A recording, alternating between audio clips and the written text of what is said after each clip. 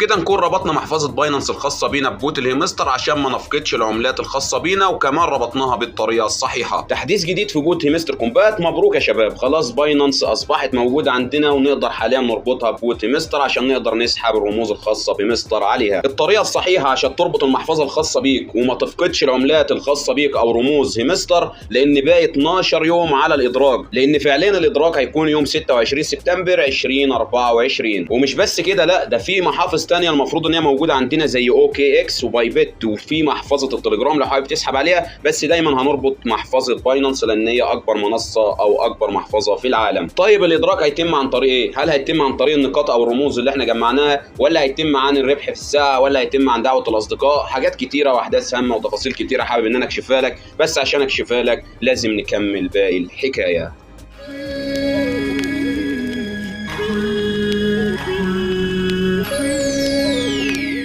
ده هو بوت هيمستر كومبات، شرحنا كتير قبل كده. خلينا نضغط على كلمه بلاي بالشكل دوت عشان نبتدي ندخل على البوت مع بعض. التحديث الجديد زي ما حضرتك شايف جميل جدا، يعني التحديث دوت من اجمد التحديثات اللي حصلت لبوت الهيمستر. بعد كده ده واجهه البوت عندنا. هل بقى واجهه البوت اللي عندنا دي هنبتدي ان احنا نستلم الرموز الخاصه بينا بناء على المفاتيح اللي عندنا، ولا بناء على الربح في الساعه عندنا، ولا بناء على الرموز اللي احنا جمعناها عندنا؟ كل ده هنعرفه في خلال الفيديو دوت، والاهم من كده طريقه ربط محفظه باينانس، لان ده اللي يهمنا في الوقت الحالي. فركز معايا عشان ما تفقدش او تخسر العملات الخاصه بيك. مش معقوله وصلت لحد هنا من غير ما تحط لايك. ولو حضرتك جديد معانا ما تنساش تعمل سبسكرايب في القناه وتفعل الجرس بقول كل اشعارات عشان يوصلك كل جديد. وكالعاده انا محمد، ويلا بينا ندخل على كلمه اكستشينج بالشكل دوت.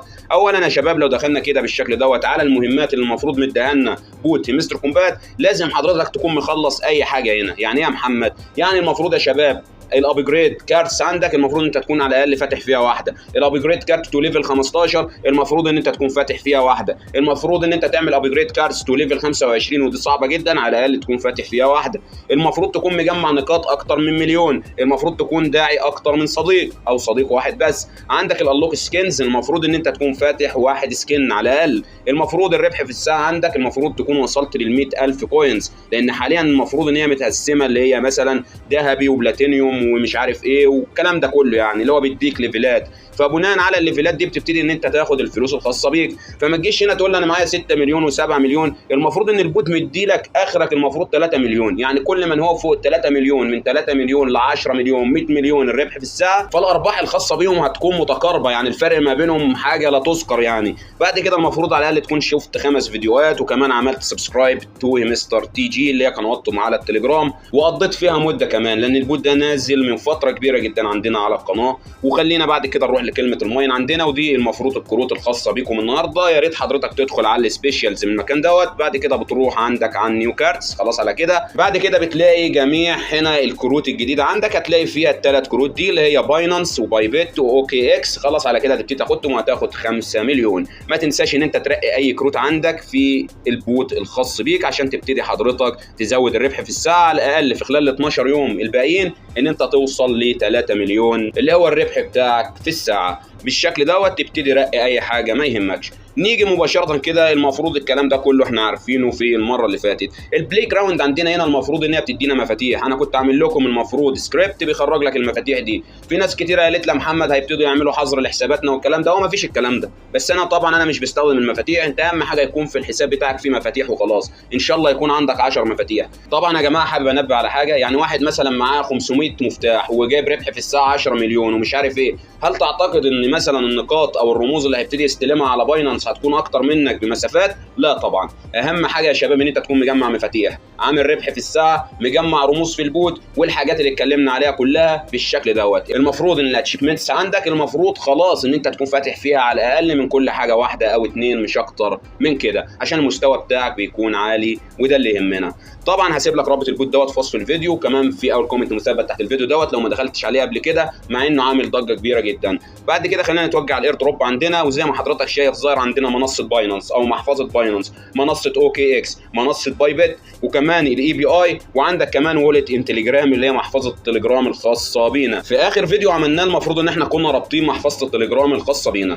طيب ايه الجديد معانا؟ الجديد معانا يا شباب اللي احنا لازم نربط محفظه باينانس حاليا عشان نقدر بقى ان احنا ناخد عملاتنا دايركت عليها من غير اي رسوم. ده اللي يهمنا في الوقت الحالي. هنبتدي نربط محفظه باينانس عشان نبتدي نتداول عليها ان شاء الله يوم 26 اما العمله بتاعتنا توصل للمحفظه الخاصه بينا. بعد كده خلينا ندخل على باينانس اكستشينج بالشكل دوت، وخلاص على كده في كلمه مكتوبه جنب كلمه باينانس هنا بيقول لك KYC needed، يعني ايه؟ لازم تكون مأكد محفظه او منصه باينانس الخاصه بيك بالهويه اللي هي البطاقه بتاعتك او جواز السفر او الكلام ده. خلينا ندخل على باينانس بالشكل دوت. بعد كده هنا بيقول لك do you have an Binance account؟ طبعا انا عندي. لو ما عندكش بتضغط على كلمه no let's create it، انما لو عندك حساب على منصه باينانس كل عليك بس بتضغط على كلمه yes I have it. خلاص على كده بيبتدي هنا حضرتك يظهر لك مستر ديبوزيت ادرس واللي هو الميمو. اجيب الحاجات دي منين؟ هنا بقول لك not chosen yet، يعني ايه الكلام ده؟ يعني المفروض ان انت ما كتبتش اي حاجه لسه. هنا بقول لك يوم 13 سبتمبر المفروض ان الديبوزيت هيبتدي خلاص على باينانس. طيب خلينا نتوجه على باينانس بالشكل دوت ونبتدي ندخل على المحفظه الخاصه بينا ونجيب المفروض رمز الهيمستر من عندنا. وعشان اجيب رمز الهيمستر الخاص بيا او محفظه بوت الهيمستر الخاص بينا كل على انا بروح على كلمه المحفظه بالشكل دوت وبضغط على كلمه ايداع.